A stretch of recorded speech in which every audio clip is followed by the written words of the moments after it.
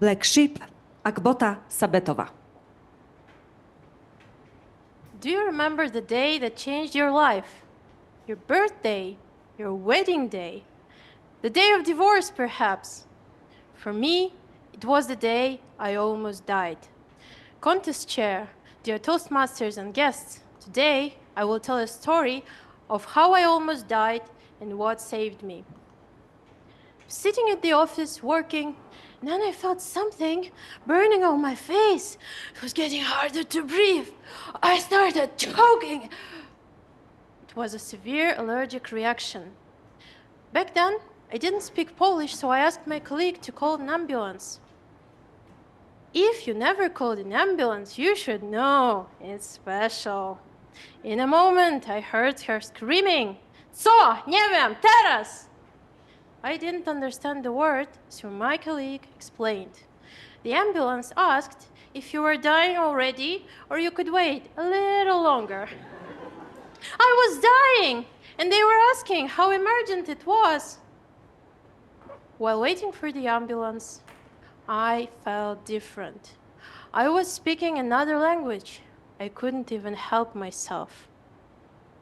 I was different. In an instant, I traveled back in time, and again, I was little Akbota sitting alone in the class. No one wanted to sit with me, to talk to me, or to play with me, because I was nerdy, chubby little kid in glasses with weird curly hair. Kids are cruel, and I felt it. I hated the way I look, the way I thought, but most of all, I hated who I was. When I finished school, I decided that now I will be different. I changed my glasses for lenses, got rid of the braces. I straightened my hair and pretended I wasn't so smart anymore. I decided to be not a nerdy nerd, but a girly girl. My problem was solved. But not anymore, thought I, sitting in the emergency room while my Polish-speaking boyfriend was talking to the doctor. Again, I didn't understand the word. The only thing I understood was nietypowa, atypical, and I for sure knew what it was. In an instant, I traveled back in time to my first day in Warsaw, went to the city, and I was shocked. I couldn't have picked a worse place to fit in than Poland. Don't get me wrong, I love Poland. People here are beautiful. They are tall, blonde, blue-eyed. The problem was me. I wasn't looking like them. I felt like a character from The Lord of the Rings, short, curly hobbit from a faraway, unknown land, surrounded by glorious elves. I not only looked like a hobbit, but I had similar cheerful personality, so people liked me, and one liked me strong enough to become my boyfriend. He told me my curly hair were cute, my Asian look was sexy, and that he could drown in my deep, dark eyes. When I opened them wide enough, of course. He tried to teach me to love myself the way I was, like he did. It was that same boyfriend who was sitting with me in the emergency room when he heard the doctor say nietypowa. He explained. The doctor said, "You have such an atypical, non-European face that he couldn't tell if the drug worked or not." As you can guess, the drug worked, and I survived. I realized I cannot change the way I look, but at least I can learn Polish. I almost died, and the only thing I realized that I should learn Polish. A few months later, the pandemic hit. I was working from home. I felt something happening to my face. It was burning. It's getting harder to breathe. I started choking. Another severe allergic reaction.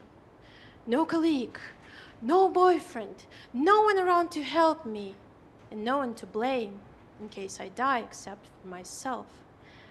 By then, I had a dirty little secret. By then, I spoke Polish quite well, but I was not using it because I was embarrassed of my weird Asian accent. To die from choking or to be laughed at because of the accent was the quickest decision in my life. I called the ambulance. I was shocked. They understood me. They didn't even laugh at my accent.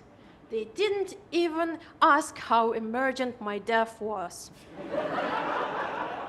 3 doctors entered the room. They gave me 2 shots. Unfortunately, not for drinking, but for injection. No one ever noticed my face was atypical or that I have weird, funny accent. They left, and I felt so good. Not just because I survived, of course. I felt so good because I stopped hiding my true nerdy personality. It was that little Akbota in glasses who loved studying and could easily learn a new language. It was she who saved me. Society often tells us how wrong you are. Wrong hair, wrong face, wrong personality. So we worry about unimportant things. How do I look like? Do others like me? Do I fit in? I chose looks over personality, skills and authenticity, and it almost got me killed twice. Don't wait until life teaches you the hard way. Let today be the day when you embrace your true self, even if you always felt like a black sheep.